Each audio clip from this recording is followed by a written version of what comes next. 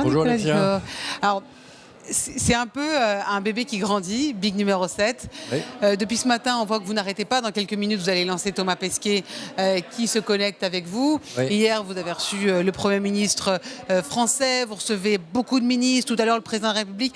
C'est vraiment un événement qui est devenu clé. Et on sent l'envie des entrepreneurs d'échanger, de conquérir. Ah, mais complètement. L'histoire avance. L'histoire avance. Chaque année, on repousse un peu les limites de l'événement, hein. Donc, vous avez ici un certain nombre de choses que nous n'avions pas faites l'année dernière et l'année d'avant. Nous avons une affluence réellement, hein, qui est un très très grand succès, aussi bien physique que digital. Et on est très content parce qu'en réalité, cet événement, pourquoi est-ce qu'on le fait ?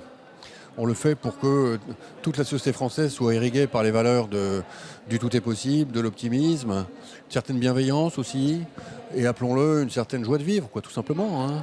Moi, on a l'impression que c'est une étape, c'est vraiment le début d'une nouvelle étape, ce Big 7. On a l'impression que c'est vraiment c'est une des nouveaux. Au fond, c'est le monde entier qui vit une nouvelle étape après la fin de la pandémie. Ouais. Je ne dis pas qu'elle est totalement terminée, bien entendu, hein, mais on voit bien qu'on est en train de repartir et que quantité de choses ont été accélérées.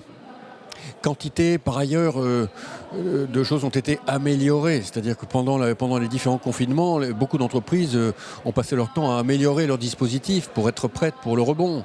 Et donc, on vit une catapulte incroyable. Par ailleurs, les technologies deviennent mûres sur quantité de secteurs. Elles ne l'étaient pas il y a 2-3 ans, hein. Et donc, on a face à nous... alors, c'est tout à fait banal que de le dire, mais ressentez que moi je le vis dans mes tripes, hein, c'est-à-dire une révolution radicale de l'économie. Radicale. Dans les 10 ans qui viennent, il va se passer plus de choses que dans les 30 dernières années. Il faut comprendre ce que ça veut dire. Et justement, on a l'impression que vous les poussez, d'oser, Vous dites que conquérir, ça ne se fait pas sans inconscience. C'est-à-dire que vraiment, il faut être fou, tout en étant discipliné, mais il faut être fou, parce que forcément, c'est maintenant que ça se passe. Il faut être à la fois fou et responsable. Il faut être à la dimension de l'histoire qui se joue sous nos yeux.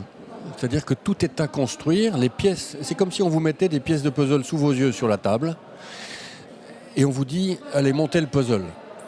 Mais allez-y. Et si ce n'est pas vous qui le faites, c'est les autres qui vont le faire.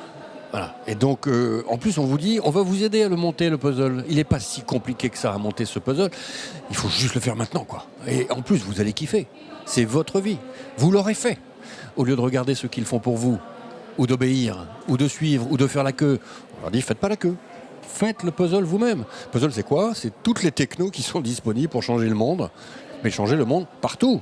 Complètement, de fond en comble. Justement, il y a une piqûre de rappel aux investisseurs français, aux entrepreneurs français. Tout à l'heure, Xavier Niel disait ici sur le plateau qu'on peut en 15 secondes écraser les GAFAM, nous les Français, les entrepreneurs français. Oui. Vous y croyez ? Il faut leur dire, vous savez, c'est beaucoup mieux ce qu'on fait nous.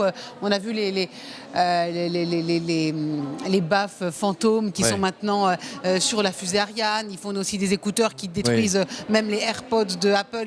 On voit que le produit français maintenant, à l'international, n'a plus de barrière et commence réellement à s'imposer. On peut le faire ? Non, mais il trouvera sa place. Le produit français il n'y a aucune raison d'avoir un complexe d'infériorité. Ensuite, il faut être réaliste, hein. J'ai bien dit que le réel, c'est ce qui fracasse.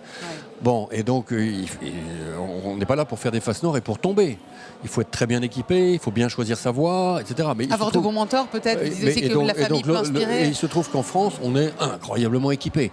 Et que quand on tombe un peu, il y a de toute façon un filet dessous, hein. Donc il y a des guides dans tous les sens. Vous pouvez monter votre paroi, vous avez 3-4 guides pour vous, quoi. Bon, donc il n'y a pas de problème. Maintenant, les GAFAM, non, il y a des choses sur lesquelles ils sont partis complètement en avant. Il faudra, alors pour le coup, 10 ans pour les rattraper. Mais on les rattrapera quand même. Xavier Niel l'a dit ce matin, on les rattrapera quand même. Ce qui fait un vrai entrepreneur, c'est que en fait, rien ne l'impressionne vraiment, hein. C'est un entrepreneur du luxe qui va se dire mais qu'est-ce qui m'empêche, moi, finalement, dans 15 ans, d'avoir fait mon LVMH à moi ? Ben, lui, LVMH, attends, tu rigoles, LVMH, 10 milliards de résultats nets par an.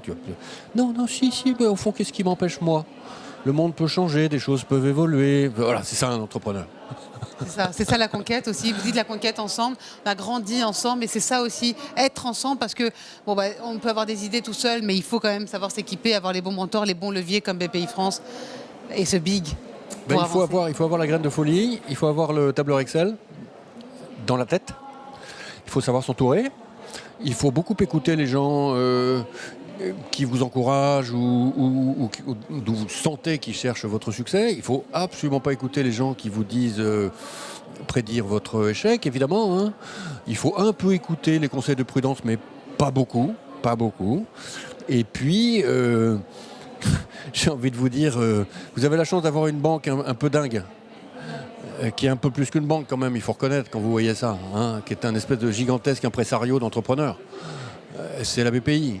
Donc, vous devez savoir que quand vous venez nous voir, vous avez face à vous des grands professionnels de la finance, c'est sûr, hein, mais ils ont quelque chose de particulier. Ils sont un peu dingues.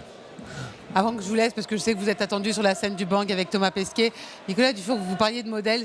C'est quoi votre modèle à vous? Mon modèle? Ouais. Alors, pour ce qui est de ce que je fais là, j'en ai pas. C'est vrai? Non. Je ne cherche pas à reproduire un modèle. Je pense qu'on est unique au monde. Je pense que, alors c'est traité, vous allez dire qu'il y a de l'orgueil, mais enfin bon, parfois il faut dire les choses telles qu'elles sont. Personne au monde n'a fait ce qu'a fait la BPI.